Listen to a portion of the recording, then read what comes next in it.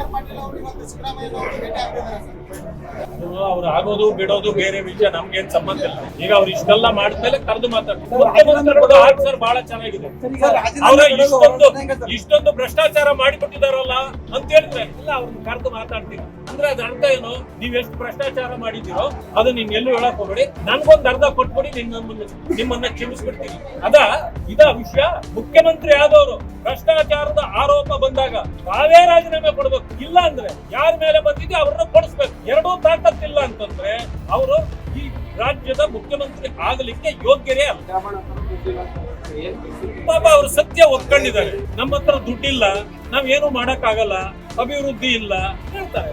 ನೀವು ನೋಡಿದಿರಲ್ಲ, guarantee guarantee ಅಂತ ಹೇಳಿದ್ವಿ. 3 ತಿಂಗಳು 4 ತಿಂಗಳಾದ್ರೂ ಯಾವ ಗ್ಯಾರಂಟಿ ತಲುಪಲಿಲ್ಲ, ಜನ ಗಲಾಟೆ ಮಾಡಿದ್ರು. ಜಾರ್ಜ್ ಅವ್ರು ಹೇಳ್ತಾರೆ, ಗ್ಯಾರಂಟಿ ಏನ್ ತಿಂಗಳ ಕೊಡಕ್ ಅದೇನ್ ಸಂಬಳನ ಅಂದ್ರೆ ನೀವ್ ಯಾವಾಗ ಕೊಡೋದು ಯಾವಾಗ? ಆಮೇಲೆ ಗ್ಯಾರಂಟಿ ಇಷ್ಟ ಬಂದಾಗ ನಾವು ಕೊಡ್ತೀವಿ ಅಂತಾರೆ. ಆಮೇಲೆ ಏನ್ ಗಿಡದಿಂದ ಬಿಡ್ಸ್ಕೊಂಡ್ ಬರಲ್ಲ, ನೀವೇ ಕಟ್ಟೋ ದುಡ್ಡಲ್ಲೇ ವಾಪಸ್ ಕೊಡೋದು ಅಂತಾರೆ. ಇದಕ್ಕೆ ಯಾಕೆ ಮಾಡ್ಬೇಕಾಗಿತ್ತು? ಇದೊಂದು ರೀತಿ ಏನ್ ಹೇಳ್ತಾರೆ, ನಾಮರ್ಧ ಕೆಲಸ ಅಂತಾರೆ ಇದು.